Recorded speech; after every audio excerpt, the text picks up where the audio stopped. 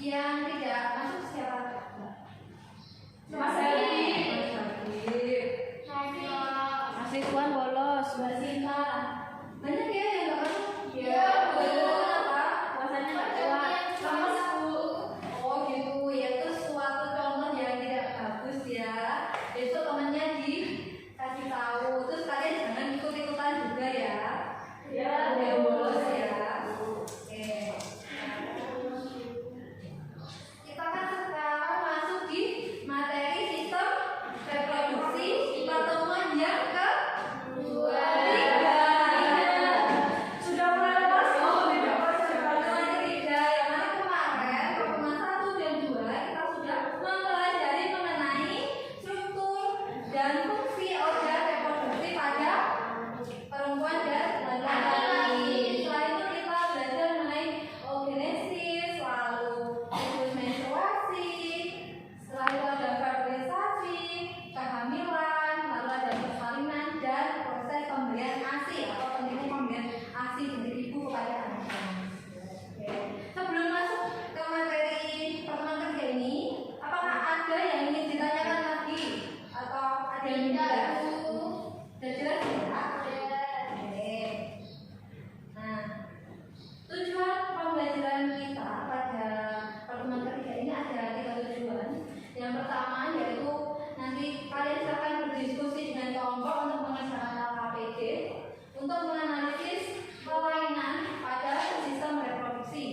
Tujuan yang kedua yaitu melalui diskusi tadi kalian juga menemukan teknologi yang bermanfaat pada sistem reproduksi. Lalu tujuan yang ketiga yaitu nanti kalian akan membuat karya atau infografis mengenai salah satu kelainan dari sistem reproduksi. Dalam kegiatan pembelajaran ini, alangkah baiknya kalian dapat paham dulu apa pentingnya mempelajari materi ini agar kalian dapat lebih termotivasi. Kira-kira dengan mempelajari materi sistem reproduksi, terutama pada teknologi dan kelainannya, apa manfaat yang akan kalian dapatkan? Menjaga kesehatan organ-organ reproduksi. Ya, betul. Karena apabila tidak menjaga nanti bisa terkena penyakit macam gangguan. Betul. Video saya nanti dari setelah penayangan video ini akan ada beberapa pertanyaan. Nanti saya akan menjawab. Kita perhatikan dulu ya.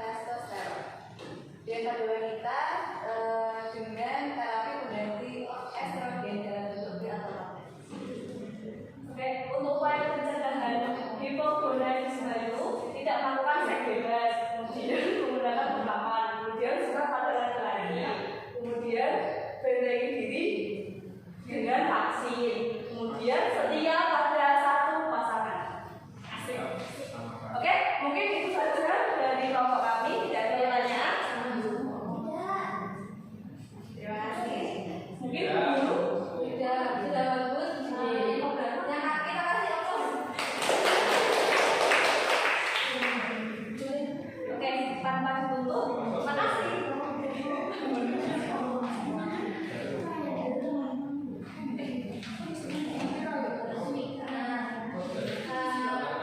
Saya tambahin materinya ya. Tadi kita sudah belajar mengenai kelainan atau gangguan pada sistem reproduksi. Setelah presentasi kelompok ini, saya lanjutkan mengenai teknologi pada sistem reproduksi. Kira-kira kalian sudah mengenal apa saja teknologi pada KB, lalu Nanti kita pembahasannya cukup singkat saja. Di sini ada kelahiran sesar atau dilakukan menggunakan operasi karena kelahiran normal tidak dapat dilakukan.